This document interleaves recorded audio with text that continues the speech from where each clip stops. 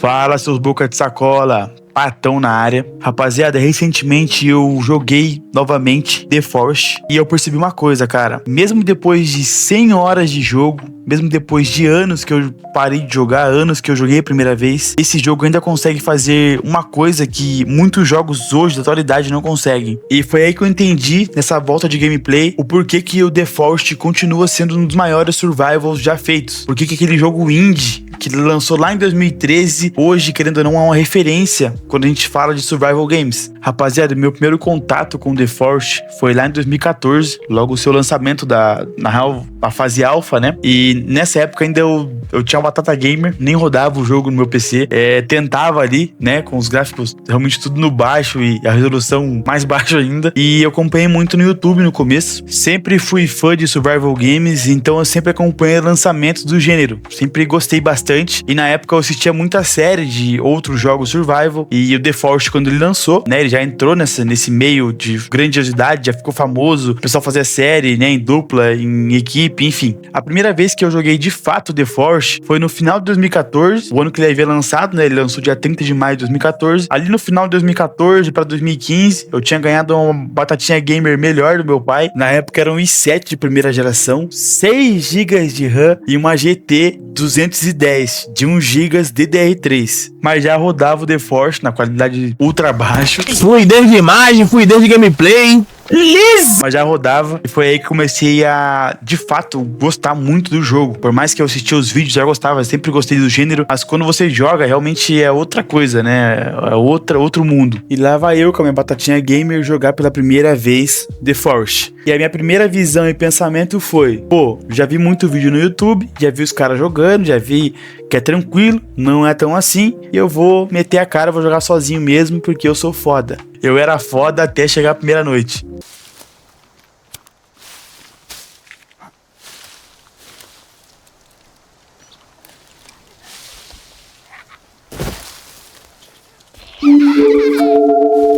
Rapaziada, aí o couro comeu, hein?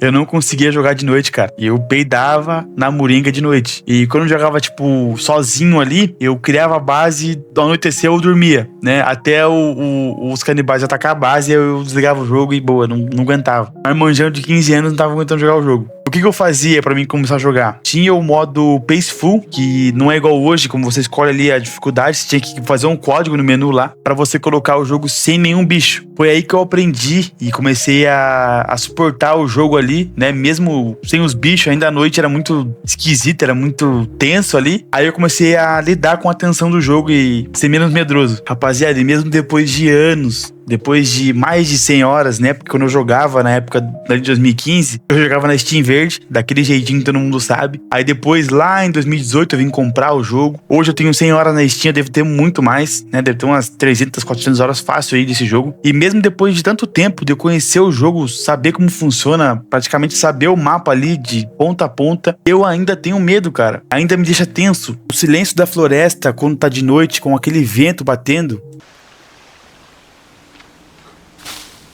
Quando você entra em uma caverna,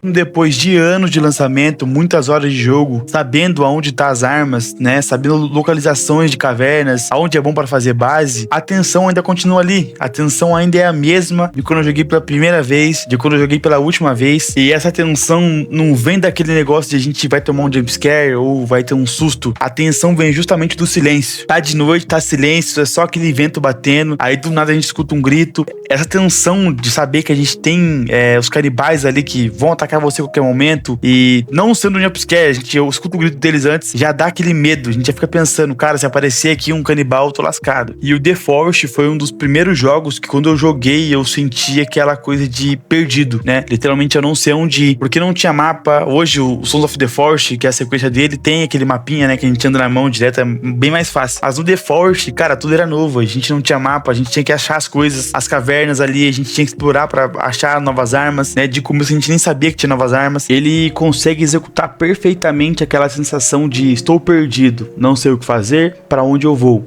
Literalmente, a sensação que quando você joga a primeira vez, quando você não sabe nada do game, cara, O sistema de progressão dele, né, a curva de aprendizagem dele é muito gostosa, é muito da hora você jogar o jogo e aprender as coisas e começar a entender como funciona o mundo do game, as teorias que a gente cria também, né, porque jogando ali você vê que tem muitas coisas estranhas na ilha, né, quando a gente vê aquele primeiro buraco lá no meio da ilha, doideira, a gente vê que não são realmente canibais, são alienígenas e, cara, é loucura, é um jogo muito bom, muito gostoso de jogar. Cara, e quem falar que o The Forest não revolucionou o mercado de survival games, cara, tá cometendo um pecado, porque o The Forest, ele tem tudo de bom que um survival game tem que ter, e ele traz muita coisa nova, né, e boa pra esse mundo. Exemplo é a mistura de um survival com terror. Em uma época que todo jogo de survival tinha que ter zumbi, The Forest foi por um caminho diferente. Ele trouxe canibais, mutantes, mas não somente os inimigos mudaram, mas sim a atmosfera de terror numa ilha perdida. Como eu disse anteriormente, a noite é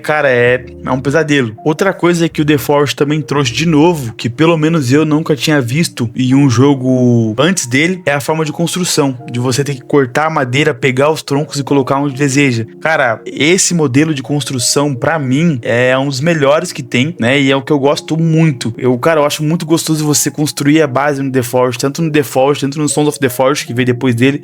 A sensação de progressão, de construção de base ali, com os troncos, cara, é sensacional. Eu particularmente gosto muito. Rapaziada, eu não tô dizendo que ele criou, que ele inventou alguma coisa, mas sim revolucionou, ele inovou. Hoje a gente não consegue falar de survival games sem falar de The Forest, sem falar de Sons of the Forest. Realmente ele trouxe uma pegada diferente, uma atmosfera diferente em jogos de sobrevivência, ele trouxe aquela pegada de survival mais terror, né, que a gente tá ali, a gente sente medo dos canibais, da noite ali, enfim. Essa pegada de terror, pelo menos eu não tinha visto também em outros jogos.